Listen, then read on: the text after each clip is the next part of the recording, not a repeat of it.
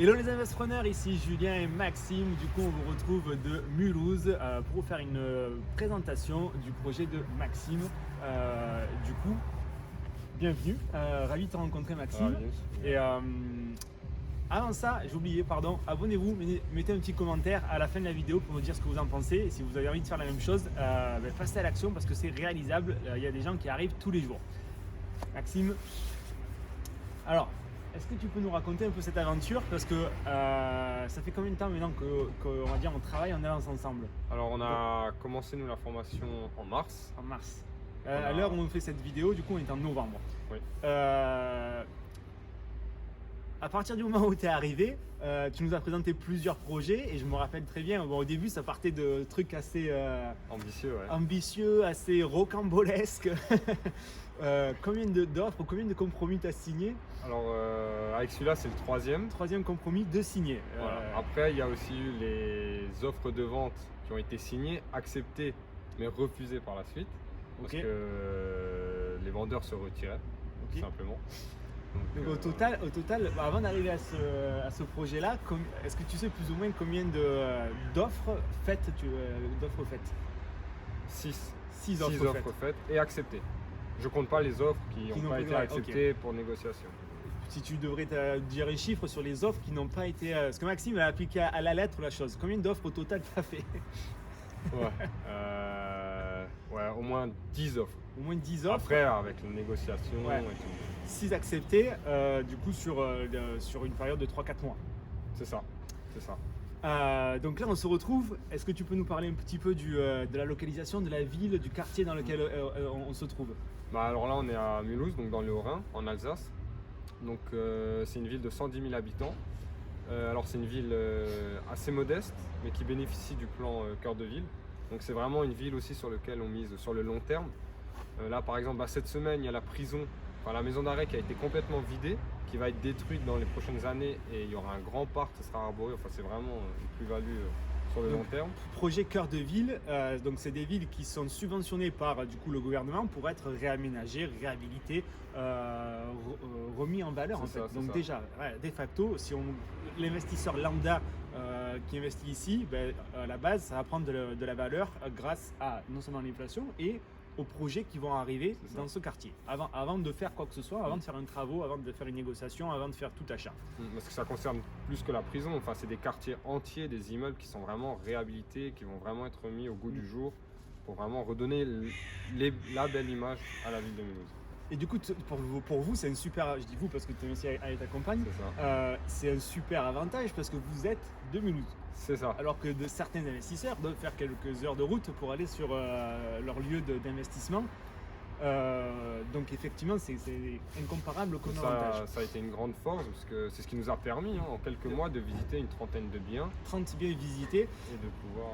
Et donc du coup, le prix moyen du secteur là Au mètre carré, on est entre 1200 et 1500 euros du mètre carré. Mais après, c'est vrai que comme dit, d'une rue à l'autre, ça peut varier. Parce que ça, ce que tu disais, c'est une autre particularité de cette ville, c'est que donc à la fois, tu m'as dit tout à l'heure dans la voiture que le quartier qui est le plus cher après Paris, c'est Rehberg. Le Rehberg à Mulhouse, c'est là où les gens sont réputés les plus riches, les plus revenus. Et tu as aussi du coup des quartiers beaucoup plus populaires, donc c'est vraiment disparate.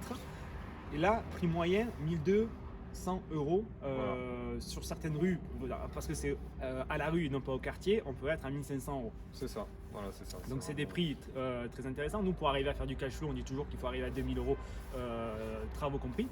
Donc on est très bien localisé, un quartier qui va prendre de la valeur, une ville qui va prendre de la valeur. On est situé à 3 heures de Paris, je sais parce que je viens de le faire aujourd'hui, et sur un projet qui se trouve derrière, qui est magnifique, avec une façade magnifique, un garage magnifique. Est-ce que tu peux nous en parler un petit peu? Alors, donc c'est un immeuble de... Un immeuble ou une maison à l'heure actuelle? À l'heure actuelle, donc c'est une maison. C'est une maison qu'on va transformer en immeuble. Donc, tu crées ton immeuble, parce que du coup on en parlait tout à l'heure, un immeuble dans l'état à Mulhouse, c'est inaccessible. Voilà, les rentabilités, les coûts sont trop élevés. Donc là voilà, c'est vraiment une maison qu'on va transformer en immeuble. Donc il y a 3 niveaux. Donc en finalité, il y aura 3 appartements de type T2, de surface 50 mètres carrés environ et un local commercial de 20 mètres carrés. Ok. Donc au total, ça fait 150 mètres carrés C'est ça. pour un prix de 160 000 euros. 160 000 euros. Donc dedans, on est, vu de l'extérieur, il n'y a pas de gros œuvres à rénover, Non. la toiture est nickel, aucun gros œuvre. Du coup, c'est du rafraîchissement, on va dire à 80%. Il y a C'est juste ça. le rez-de-chaussée. Le rez-de-chaussée et Qui va le être- premier étage où il faut créer une salle de bain. Voilà, créer une salle de bain. Du coup, ça va pas, c'est pas des coûts énormes. Le reste, c'est purement que du rafraîchissement. On va se retrouver avec donc 3 appartements de quelle surface, quel type. Donc appartement T2 de 50 mètres carrés. Donc on fera du meublé. La stratégie c'est vraiment de miser le meublé. Pour un coût total de travaux avoisinant les 90 000 euros pour tout ce qui est aménagement, auquel il faudra rajouter les cuisines. On a budgété ça à 6 000 euros et après les frais inédits. Et voilà, donc enfin, comment dire, en étant large, on aura 100 000 euros Ok. de travaux, vraiment large. Ok. Et donc du coup, comment est-ce que tu comptes l'exploiter? Enfin, chacun de ces lots, comment est-ce que tu comptes les exploiter pour arriver à faire donc des bénéfices dès le premier mois de location? Donc ce sera de la location longue durée meublée. Donc ça c'est vraiment pour être précautionneux, mais c'est vrai qu'il y aura un appartement qui sera testé en location courte durée Ok. pour vraiment faire exploser la renta. Sachant qu'après, si ça marche, enfin, normalement ça devrait marcher vu la localisation et vu les études, on peut en passer le local commercial aussi, Exact. si on a enfin, si nécessaire, on va dire. Voilà, Là, c'est une possibilité effectivement. donc du coup, local commercial et les autres appartements, ça va dégager combien de loyers en total par mois 2200 euros de loyer.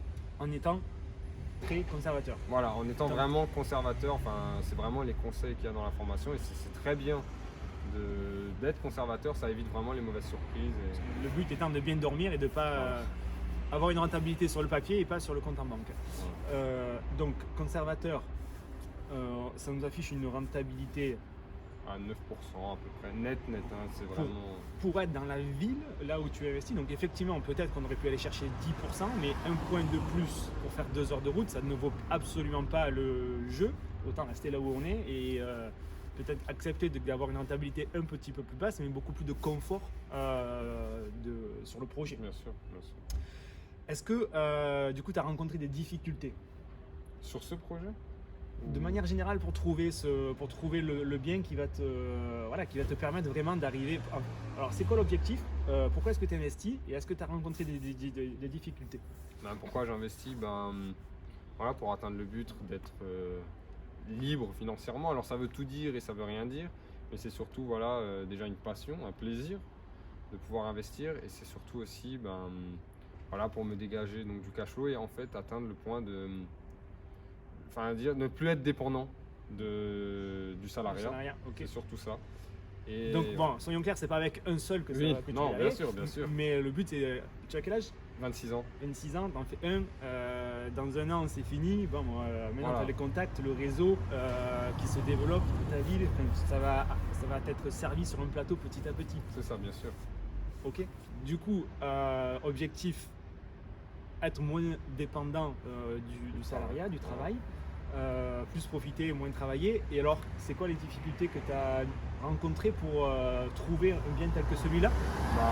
Déjà, il faut être très rapide. Enfin, je veux dire, les bons biens partent extrêmement vite. Souvent, ils ne sont même pas mis en pub. Et après, voilà, c'est le réseau. C'est trouver le bon réseau, trouver les personnes de confiance. Parce que c'est vrai qu'on a eu quelques expériences où ça s'est un peu mal passé. Ou disons qu'en creusant un petit peu, on vous annonce des loyers à 500 euros. Une fois que vous avez les baux en main, ils sont affichés à 380. C'est des petits pièges à éviter. Maintenant, c'est vrai que grâce à la formation, on a su le voir. Ou c'est pareil, on a eu le cas, on voulait nous vendre un immeuble avec des chambres de 7 mètres carrés. Ouais.